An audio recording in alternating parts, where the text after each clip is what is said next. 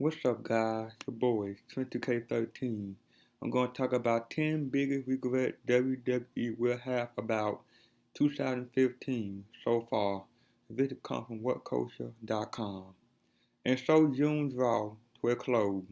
Summer had officially begun, and we're all one footstep into the second half of 2015. For the WWE, it's been a year of ups and downs, mostly down. There have been high points, no doubt about that. WrestleMania 31 wasn't just a critical darling, but it also set new records for most watched Mania of all time. The highest grossing live event in WWE history and broke the attendance record for the Levi Stadium. It broke merchandising and even social media records, racking up 155 million impressions on Facebook and 92 million on Twitter. Basically, it was good. Another unqualified success would be the debut of Kevin Owens. In back-to-back pay-per-view, Owens and Cena have put on legitimate match of the year contender. Their Money in the Bank encounter being particularly strong. Not only had Owens raised the profile of NXT, but he made waves throughout mainstream media for such action as powerbombing rapper Machine Gun Kelly off the stage. But for every positive, there's been a negative. Obviously, the world regrets and mourns the passing of Dusty Rhodes, but despite the loss of one of the industry's greatest legends being huge, one cannot classify it as WWE mistake, so it doesn't make the list. Instead, this will focus on regrettable actions and mishandling by the WWE. When the clock hit midnight on December 31st, 2015, and the company reflects on the year that was, or at least the first half, these are the decisions that WWE could and should regret the most. Number 10. Wasting Damien Sandow again. Answer on a postcard. What the hell did Damien Sandow do to deserve this? Did he sleep with someone's wife? Did he accidentally run over Vince's dog? Did he get drunk and run around naked backstage, rubbing his genitals on the catering table, bellowing, "You're welcome"? Somehow, someway, Sandow turned a stuntman gimmick into no joke. The best built feud on the WrestleMania card. The slow burn face turn he executed by eliminating Miz from the Andre the Giant Memorial Battle Royal at WrestleMania. And the rapturous reaction it received cement his position as one of the most over-talented on the roster. Surely WWE couldn't ignore him in 2015 like they did in 2014. They could, they did. Instead of building his feud with the Miz toward a pay-per-view match at Extreme Rules, they threw a whole bunch of money away and had Sandow lose the feud in a handful of rushed matches on free TV. Now he back to dressing up, this time as a Randy Savage impersonator, handcuffed to Curtis Axel, the dead albatross of the WWE. He back to losing every match he in. Why? Why have the WWE punished Sandow for getting himself over? Why have they ignored a potentially huge upper mid-card star? Everyone wanted Sandow to succeed, casual and hardcore fan alike. What more does he need to do? WWE disregarded an incredibly over babyface for no reason, and they should regret the money they lost in doing so. Number 9. Jobbing out Sting at WrestleMania. No one could quite believe that they did it, but they sure did. Sting lost his first ever match in the WWE, coming to Triple H and his trusty sledgehammer. The message was clear. Hey there, WCW guy. Welcome to the WWE. Initially, it doesn't seem like something that the WWE would end up regretting. After all, they got the fans in their seats for WrestleMania, so who cares who won? Sting got his WrestleMania match, and that's that. Except not so fast. What about next year? The WWE has set themselves the uneatable task of having to draw an extra 30,000 people to next year's WrestleMania at the AT&T Stadium in Arlington, Texas. One of the WrestleMania dream matches that fans have wanted for years has been Undertaker vs. Sting. However, over the last 2 years, WWE has significantly damaged the drawing power of that match by handing both men losses they shouldn't have suffered on the grandest stage of them all. It's still very much on the card that Sting might face The Undertaker. And the match would still draw, no doubt, but consider the drawing power of an undefeated Taker facing an undefeated Sting in what would likely be both men's last match. Now compare that to what the WWE have got to work with instead. Jobbing out Sting was a big mistake, and the company will feel that come WrestleMania season. Number 8. Not properly utilizing Renee Young. The announce table has been shaken up the past few months. First, Jerry Lawler was taken off Raw and sent to SmackDown, being replaced by Booker T. Byron Saxton joined King on SmackDown alongside Tom Phillips. Saxton is also calling Raw now that Booker T is doing Tough Enough. Saxton also sit in to call NXT with Rich Brandon and Corey Graves. One question, where the hell is Renee Young? Why is Byron Saxton pulling triple duty while Renee Young is left doing backstage interviews and hosting the kickoff show on which Saxton also appears? She's proven herself perfectly capable on NXT commentary in the past, and the fans like her. Why won't WWE pull the trigger and at least move her to SmackDown or even main event? Isn't the company supposed to be addressing the hashtag Give Divas a Chance gender disparity? Do they hate the idea of being able to boast about having the first regular female commentator in at least a decade? With Fox and ESPN having expressed interest in Young once her contract expired, if WWE continue to underuse her as they have, they run the risk of losing one of the first genuinely new voices to come along in years. Do people really want Vanilla Cole, Clone, Saxton, and Phillip as the next generation voices of WWE? Number 7.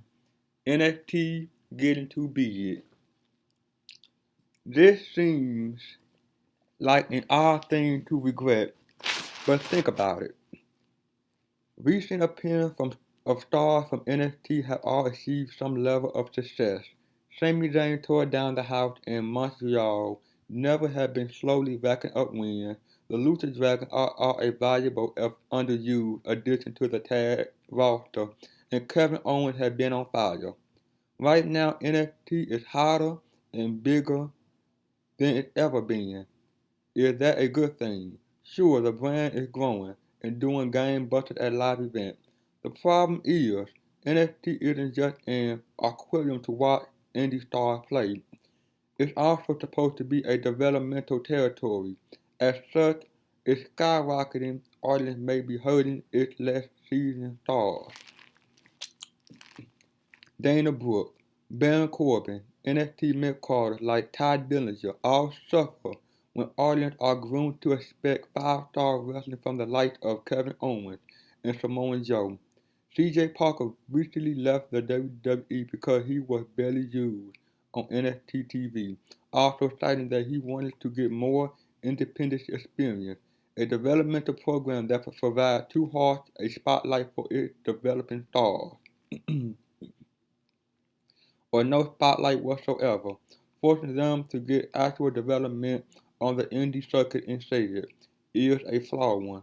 In terms of booking, production, and the quality of its main vendor, NXT is glorious. In terms of providing the best environment for its rookies, its success may be its own undoing. Number 6. Bundling Bray Wyatt. Remember when the Wyatt family was set to face the Shield at Elimination Chamber 2014? Remember the anticipation how Wyatt and his crony were one of the hottest acts to grace the WWE in years? Well, it's all gone a bit south. Looking back, it would be easy to blame John Cena for this. Bray Wyatt hasn't quite been the same since losing the feud to the face of the company back in May 2014. But the truth is, that was purely coincidental timing. What does Wyatt in is an overabundance of his own mystery. Wyatt's cryptic promo was an exciting one because they were new and unique. However, the WWE have leaned on his rambling monologue far too often, especially this year.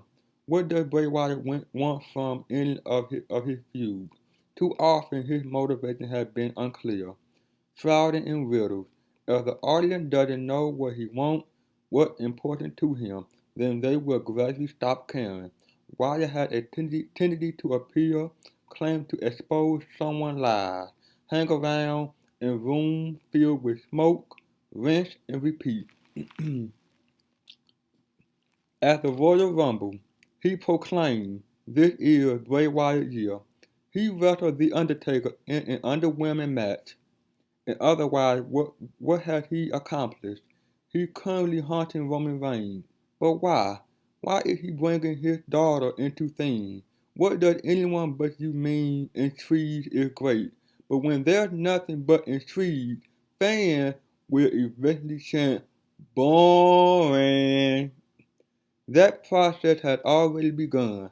The WWE needs to start showing some effort with his feud and stop coasting on his infutable charisma, or they squander one of the best raw characters in the industry. Number 5. The year of injury. 2015 has been a damn massacre.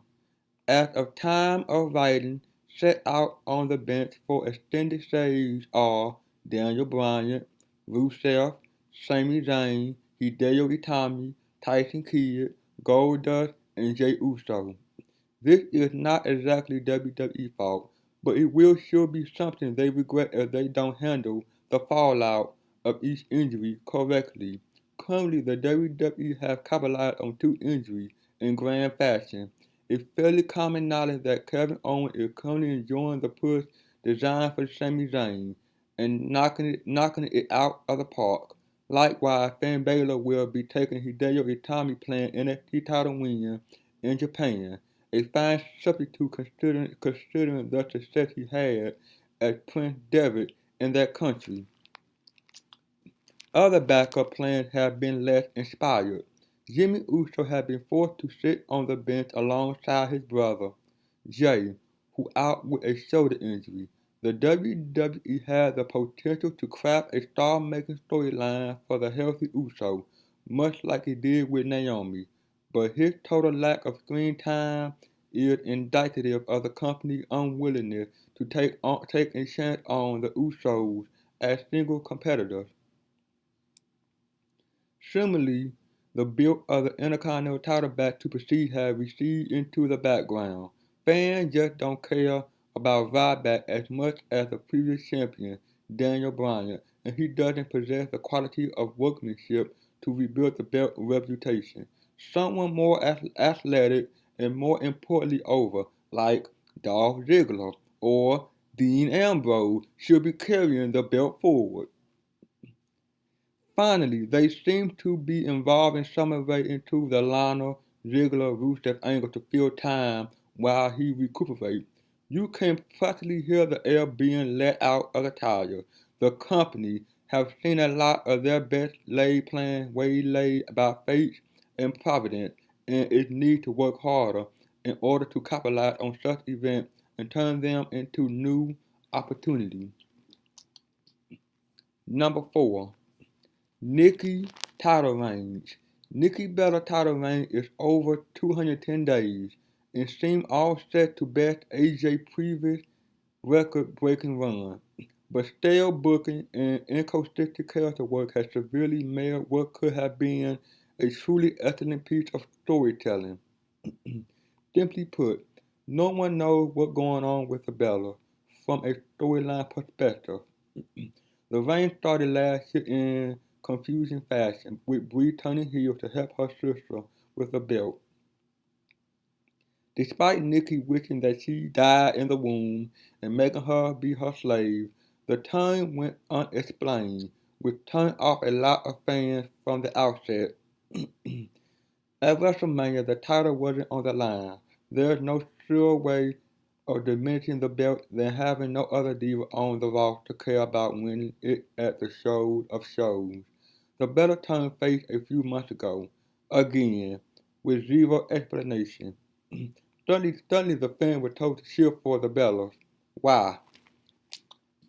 Last month they turned heel again, and now they are suddenly the cruel leaders of the locker room, building an empire. But the fans don't care, because they haven't built an empire. WWE creative has shown no tangible consequence of this, other than Alicia Fox wearing a red battle shirt on this week's Raw. The company have had 213 days to build this angle. It can't just force it down the audience's throat now at the last moment. It's a huge missed opportunity. Number 3. Constant 3 months for the network and frantic pay-per-view booking. For the first half of 2015, it's been looking a little desperate for the network. So far, WWE gave away February, April, May, and June to new subscribers for free. That's 4 out of the last 6 months where people could sign up, get a pay-per-view for graded, cancel their account, then sign up again with new email address and credit card info. It's also something of a slap in the face to subscribers who've been on board from the beginning. The scramble to dole out 3 months and enact a sampling strategy have also led to a whole bunch of new specials being programmed on the network as temptation. With Payback, Elimination Chamber, and Money in the Bank, the WWE essentially booked 3 pay-per-views in the space of 2 months, and the booking suffered badly.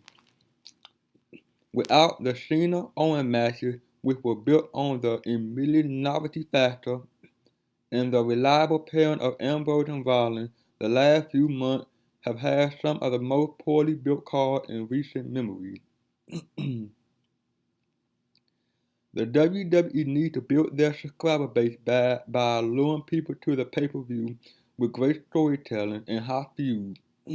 Compare it to carefully crafting a single great meal, rather than tossing out handful and handful of boiled sweets. Number 2. The rejection of Roman Reigns. Roman Reigns is going to be a big star in the WWE. That's pretty much inevitable by this point. But stubborn, tone-deaf booking of him earlier this year nearly cut the lead out from under his career before it even got started. As a member of the Shield, Reigns was over as hell, but as a single competitor, he just wasn't ready to main event WrestleMania. So much was evident by his promo skills and limited moveset when having to do more than receive a hot tag. The Royal Rumble was supposed to be his coming out party, and WrestleMania his coronation, but the fans rejected him in vocal fashion. He was viewed as the Golden Boy, a product of corporate, near-party grooming, rather than a superstar in his own right. Last year, the fans' rejection of Batista didn't really matter. The animal had already forged a successful career in WWE and had nothing really to prove. He could take the character assassination in his stride, but Reigns had yet to hit the prime of his career. He got to stick around and deal with the fallout of his flop push.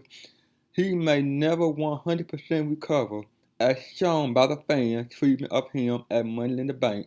Even after months of hard work, there will always be a fraction of the fans that will be vocally resentful anytime he gets anywhere near success. And number one, the authority angle continuing. After being ousted from power in a brilliant match at Survivor Series, the authority was reinstated on the last Raw of the year after a mere month of being off the program. That was all. A month. Having the authority angle continue has been the biggest mistake of the entire year, bar none. It's not even close. The angle has produced nothing good that couldn't be accomplished more effectively and more interestingly by other means. What did the authority angle actually accomplish? There was a match between Triple H and Sting in Seth Rollins' title reign. The match with Sting could have happened without bringing the authority back. Triple H is still employed by the WWE. He could have just requested the match, and there would have been more fire to the feud if Sting had permanently cost him his power. As for Seth Rollins, he still had the Money in the Bank briefcase. Why did he need the authority? He could just hire J&J to protect him. Using money rather than influence and everything would have been the same. The authority haven't actually been feuding with anyone. Anyone all year. Superstars have stepped up to Seth Rollins, and the authority has just been there, vaguely in the background. What has the authority hindered? A lot. Aside from the endless backstage promo, it made the fans incredibly resentful of the Big Show and Kane, overexposing them to the point of insanity, especially after they ruined the Royal Rumble.